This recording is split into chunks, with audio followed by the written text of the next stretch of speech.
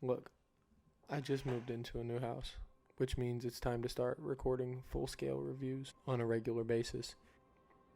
I've got a couple that I've put in the back catalog that just in case I can't get to filming one week because just busy life, busy at work, stuff like that. I will have something to release, but I thought it would only be right that my first would be Aftersun, which I watched 2 or 3 weeks ago in theater. I drove like 55 minutes to go see it, and it was worth every bit. It was made by these motherfuckers.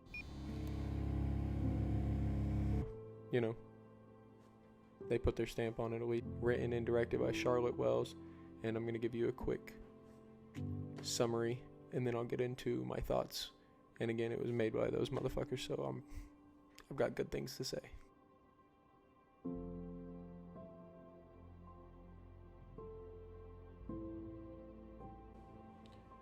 Sophie reflects on the shared joy and private melancholy of a holiday she took with her father 20 years earlier.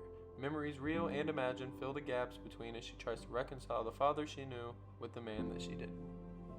So as I said, a father and daughter are on this trip, and on the surface level of this trip, it mostly seems as if you're just watching them enjoy a trip. But there's some stuff going on in the background that when you pay attention, you start to notice. It's got darker things happening in the back, and it gets more and more obvious, and it comes more and more front to the screen the longer you watch.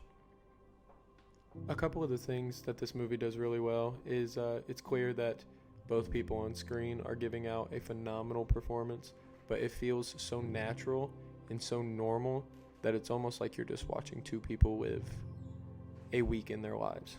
It's hard to put a stamp on why their performances are so impressive, because it feels so natural and feels so normal that you don't realize until after the movie's over that they really did.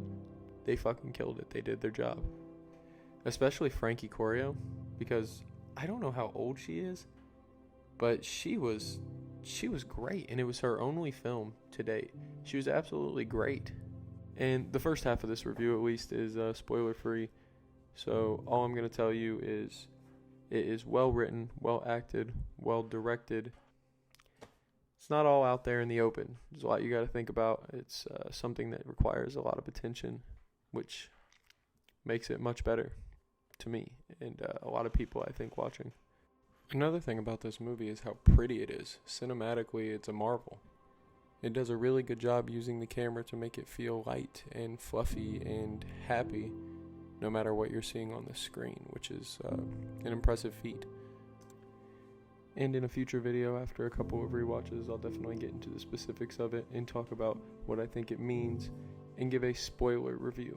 It's in select theaters right now, so I don't want to really tell too much on the internet, considering not everybody has been able to see it. I had to drive an hour to see this fucking movie. Glad I did. This movie is absolutely heartbreaking in the best of ways, and I think anybody who has ever had any mental health problem or has a younger sibling or a son or a daughter or somebody that they feel as if they take care of and they care about should watch this movie. I think it is a perfect portrayal of human emotion and human relationships, especially between father and daughter. Though I don't have a daughter, I have 2 sons, and this resonated with me heavily. Thank you for watching my Aftersun review, the non-spoiler version. I'll definitely have a second video of this coming out soon. I don't know if you noticed, but I changed my shirt halfway through this video because for you guys this was probably like 8 minutes long, but for me this took 2 fucking days.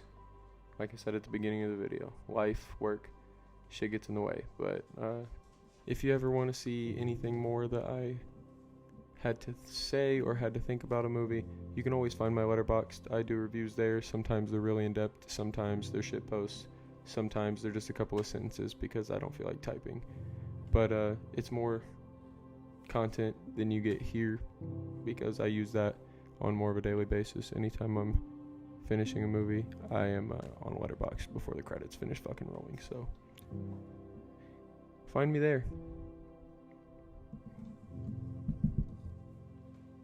If you enjoyed, go ahead and hit that subscribe button, hit that like. It helps a lot more than you might think, and peace.